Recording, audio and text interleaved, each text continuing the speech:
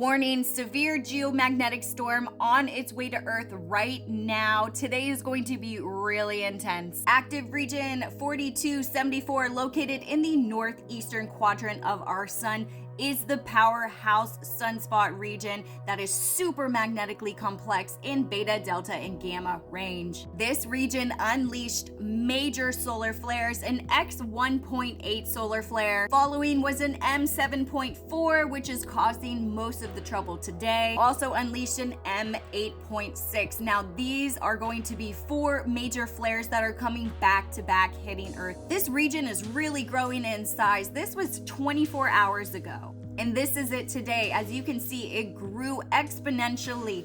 X-class flare probability is high. Proton levels for a proton solar radiation storm also high. M-class flare probability, we're gonna see it. The first wave came with a 45-minute radio burst that peaked at 760 solar flux units and a full halo CME, meaning energy was blasted in all directions, including straight towards Earth. This is expected to arrive late on November the 6th or early into the morning on the 7th between 1 and 2 a.m. and into the 8th and the 9th as it grows stronger with velocity. As you can see, the density, velocity, we're getting straight hits directly towards Earth. We will be affected. We have 4 very large solar waves that are heading towards Earth. We also had that same exact region pop off again with that M8.6. This solar flare unleashed a plasma tornado, clocking in with a shockwave speed of around 1,395 kilometers per second. That's pretty fast. Now, considerable dimming indicates that the CME did in fact lift off with all of this plasma. In plain English, that just means that it is fast, it is powerful, it is now Earth directed. The plasma density is going to peak. The radical velocity also is going to be very strong. We have 2 really strong momentums that are building today. You can feel it physically, mentally, emotionally. But with this region expanding quickly within its intermediate spots, it's growing a lot more complex, and it will be building this energy because it's going to be Earth facing here in the next couple of days, which poses a new threat. So we have a 25% probability of having an X-class flare just from that region, and an M flare probability of around 70%. I believe these are a little bit higher, but since NASA is shut down, some of these are a little bit dragging. The proton level also at a 25%, so we could see ourselves slipping into those S1 to S2 solar radiation storms on top of all of this. Translation is that we're not done yet. Solar activity will remain at high levels in these regions of the Eastern Hemisphere as they persist with all of this activity. Right now, NOAA is calling for a 70% chance of an R1 to an R2 radio blackout. That is minor to moderate disruptions, although there is a higher percent chance of a 25% chance of seeing something stronger, such as an R3 or an R4 strong radio blackout well into the weekend. This means that you could see technology glitches, GPS satellites go down starting tonight and into tomorrow. So due to the increased drag in the deep dielectric charging, these are going to short circuit basically. Make sure you do have a plan if power grids do in fact go down. With the solar winds that are heating up, speeds are rising now from 350 kilometers per second well into 600 kilometers per second, and they're climbing. We already saw some strong G3 level geomagnetic storm yesterday, and it is expected to remain enhanced to these strong, even into severe categories of a G3 to a G4 geomagnetic storm level. And it could even possibly get into some extreme storming conditions into a G5 category. So what was predicted was a G1 to a G2, minor to moderate. Today we're supposed to be getting into these strong geomagnetic storms, but I believe we're going to be more into the category of a severe, maybe even an extreme. So we could see ourselves going into those larger storming conditions because multiple CMEs, 4 exactly, are stacking up against each other. We call these Cannibal CMEs.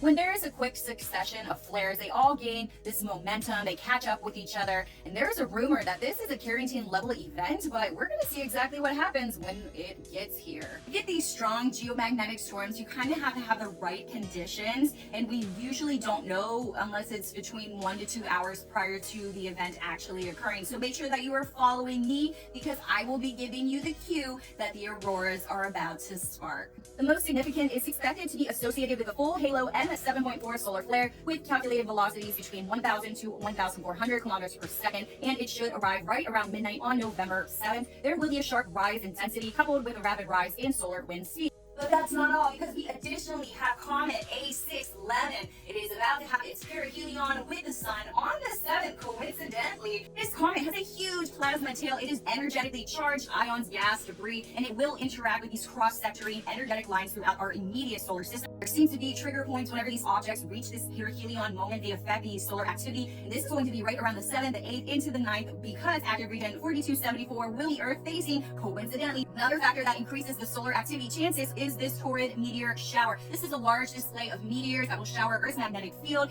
These meteors are highly charged up with plasma, and they can cause even more disturbances. The super full moon in Taurus, this is going to interact with our magnetic field. Its larger gravitational pull due to the supermoon effect is going to be coupled with these higher light photons. Because it's a supermoon, it's bigger, it emits more light.